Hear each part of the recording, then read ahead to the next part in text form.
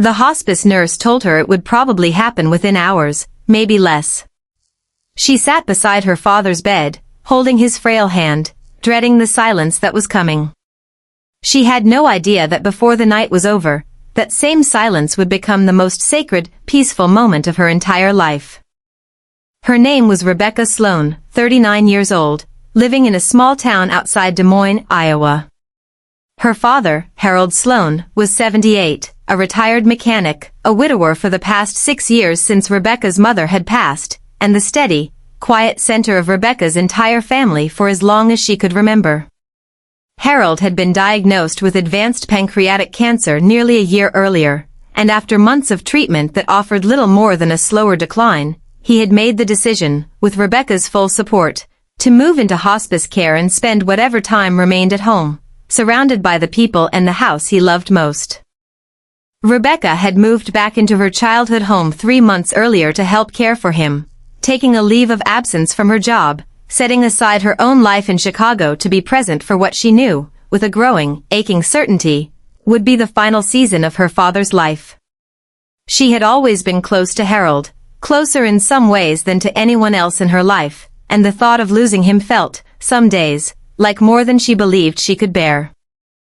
Harold had raised Rebecca in church, had taught her to pray at bedtime the way his own parents had taught him, but Rebecca's relationship with faith had grown quieter and more complicated over the years, worn down by a demanding career, a divorce in her early 30s that had left her disillusioned about a great many things, and a slow drift away from the steady, simple faith of her childhood.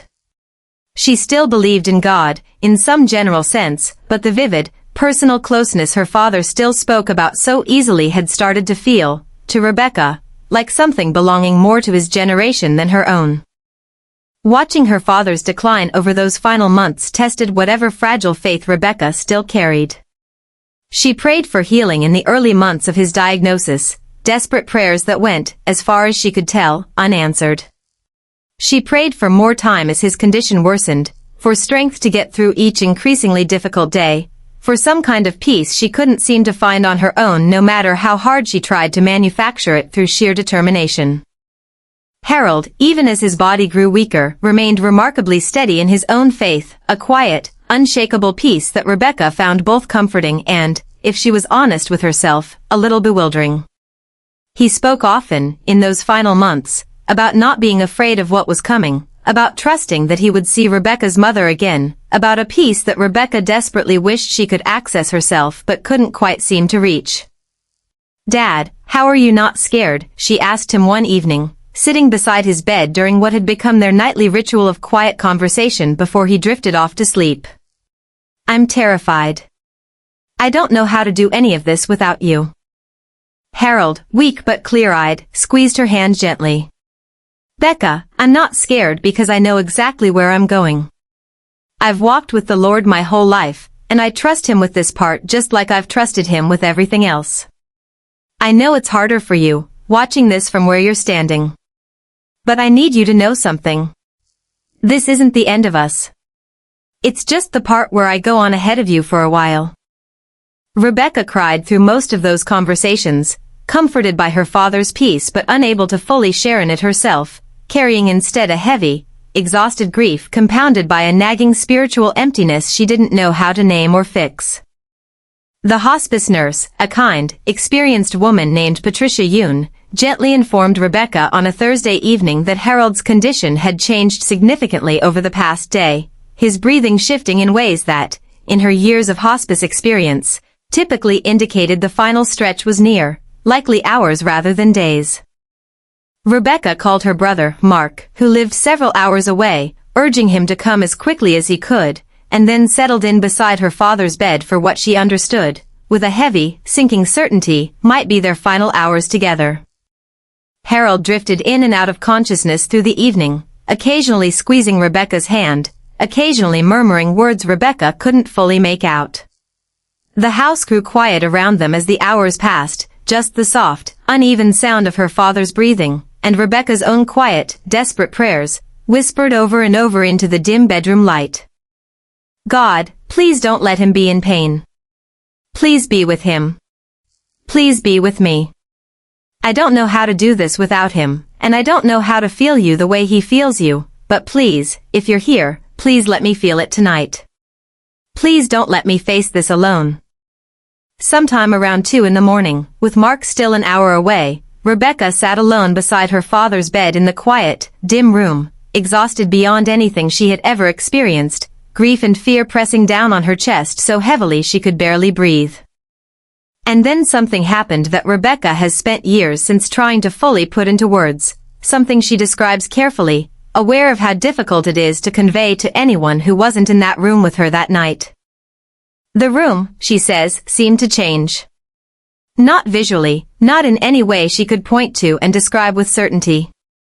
But a feeling settled over that small bedroom, a profound, overwhelming sense of peace unlike anything Rebecca had ever experienced in her entire life, a stillness that felt less like the absence of anything and more like the powerful presence of something, filling every corner of that quiet room. Rebecca says the fear that had been suffocating her for hours simply lifted, replaced by a calm so complete and so unexpected that she initially assumed she must be dreaming, or so exhausted she was imagining things. But it didn't fade. If anything, it grew stronger, wrapping around her and her father both, the two of them sitting together in a room that felt, in that moment, impossibly sacred. She found herself crying, not from grief this time, but from something closer to awe, an overwhelming sense that she was not alone in that room, that whatever peace her father had been describing for months, whatever closeness to God he had spoken about so easily, had suddenly, finally, become tangible to her too, filling that space in a way she had no adequate words to explain. Harold's breathing, which had been labored and uneven for hours, grew calm and steady in that same moment. His eyes opened briefly, finding Rebecca's, and though he was too weak to speak more than a whisper, he managed a few words that Rebecca has carried with her every day since. "Do you feel that, Becca? That's him. He's right here." Rebecca nodded through tears, unable to speak, overwhelmed by an experience she had spent months desperately praying for and had almost given up hope of ever fully understanding. Harold's hand tightened gently around hers one more time. And then, peacefully, quietly, surrounded by a presence Rebecca has never since been able to fully describe to anyone who wasn't there, her father passed away. Rebecca sat with him for several minutes afterward, still wrapped in that same profound stillness, before finally calling Patricia Yoon into the room. Patricia, who had sat with countless families through similar final moments over her years in hospice care, gently confirmed what Rebecca already knew, and then, quietly, asked Rebecca how she was doing. "I know this sounds strange," Rebecca said, still crying, still shaken by what had just happened, "but I don't feel the way I expected to feel. I feel like something was in this room with us tonight. Something I can't fully explain. My dad felt it too, right before he passed. He told me it was God." Patricia, not the least bit surprised by Rebecca's description, nodded gently. "I've sat with a lot of families in this exact moment, Rebecca. More times than I can count, I've heard exactly what you're describing. A peace that doesn't come from anywhere in this room. I don't have a scientific explanation for it. I just know I've felt it myself, more than once, and I've never doubted, after witnessing it, that something sacred happens in these final moments that goes beyond anything we can fully explain." Mark arrived an hour later, heartbroken to have missed his father's final moments but comforted, deeply, by Rebecca's account of what had happened in that room before he passed. The months that followed were, of course, filled with grief, the ordinary, heavy grief of losing a parent, of adjusting to a world that no longer included her father's steady presence. But Rebecca carried something different through that grief than she had expected, a quiet, unshakable peace that had settled into her during those final hours beside her father's bed, one that never fully left her in the months and years that followed. She found herself returning to church for the first time in years, not out of obligation, but out of a genuine desire to understand more fully what she had experienced that night, to reconnect with the same steady faith her father had modeled so consistently throughout his own life. She began praying again, not out of desperation, but out of a quiet, growing intimacy that she credits directly to that final night with her father, the night she finally understood, in a way she never had before, Exactly what he had meant all those months about a peace that surpassed understanding.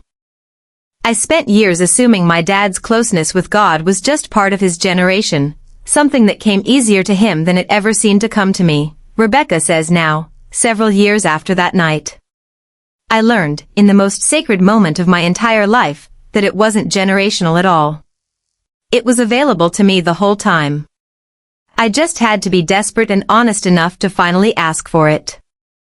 Rebecca still lives in her father's house today, and she says that home has become, for her, a quiet, sacred place, one she returns to not with sorrow but with gratitude, remembering the night heaven felt closer to her than it ever had before or has since. She shares her story now with others walking through similar seasons of loss, careful to describe it honestly, without embellishment, exactly as she experienced it.